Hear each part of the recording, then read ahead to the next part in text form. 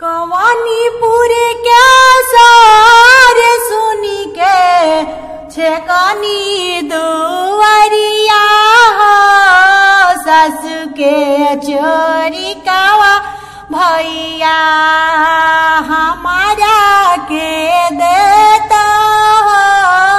सस के चोरी कावा भैया जीजा जी के देता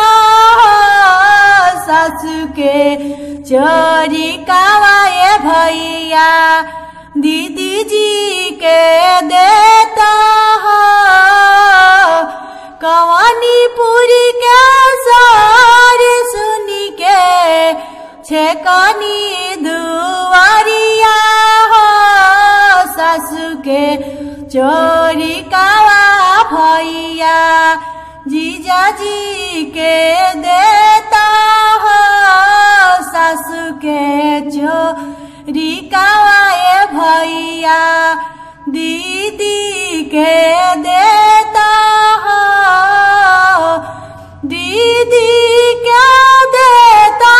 भैया 10-5 हजार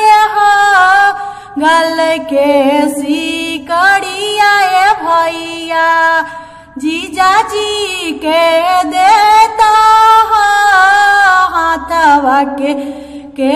रिंगावाए भैया जीजा जी के देता हाथवा के रिंगावाए भैया जीजा जी के देता गल के सिकड़िया भैया जीजा जी के देता दीदी के देता ये भैया 10-5 हजार दीदी के देता ये भैया 10-5 हजार कवानीपुर के सारे सुनी के छेकानी दुआरिया सासू के चोरी कावाए भैया दीदी के देता सासू के चोरी कावाए भैया